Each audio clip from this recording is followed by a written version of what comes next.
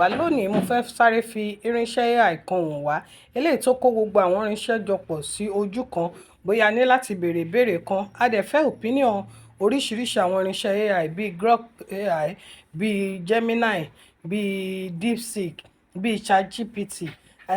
irinṣẹ́ kan wà tó ti kó gbogbo ẹ̀ jọ pọ̀ sí ojú kan à ń pè ní EYE2.ai òun ni EYE2.ai bí a lè rí ní orí Google Play Store wa tàbá ti lọ a lè download a dẹ̀ lè lò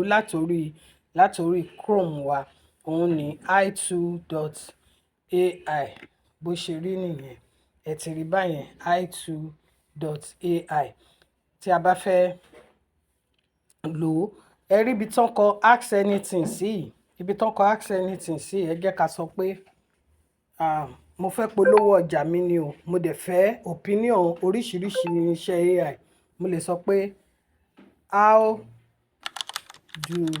I advertise my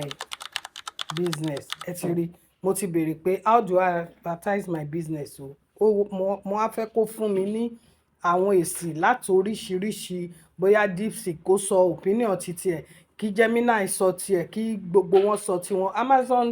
náà lè sọ oríṣiríṣi irinṣẹ́ AI kan sọ tí wọ́n máa wá tẹ̀ jíṣẹ́ sí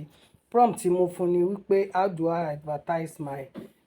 business so mo ti tẹ̀ ránṣẹ́ sí báyìí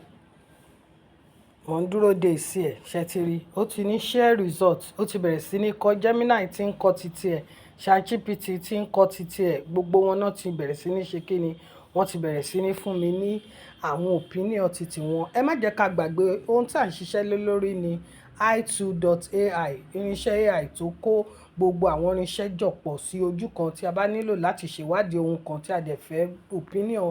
oríṣiríṣi àwọn irinṣẹ́ AI rí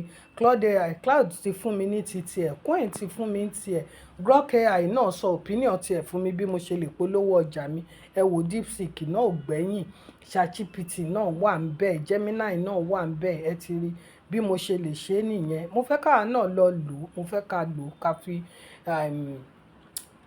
àtẹ̀jíṣẹ́ ránṣẹ́ sí wa ní abala àríwísí wa èyí tó ń ṣe comment section bóyá a lò ó dáadáa bóyá a ní ìbéèrè ẹ má gbàgbé tí ẹ báyìí ti tẹ̀lé wa lójú-Imo Tech níbi tí a ti ń kọ́ra ní AI ní èdè Yorùbá mo fẹ́ kẹ́ tẹ̀lé wa ẹ like ẹ share ẹ comment ẹ tún fi ránṣẹ́ sí àwọn èèyàn kí gbogbo wa má bàa ṣe kíni kí a má bàa jẹ́ òpè ní lílo àwọn irinṣẹ́ AI yìí orúkọ mi ò yí padà èmi náà ni ọmọ Bọ́lájí Májọ̀nàgbé teacher yín ní Ojú-Imo Tech.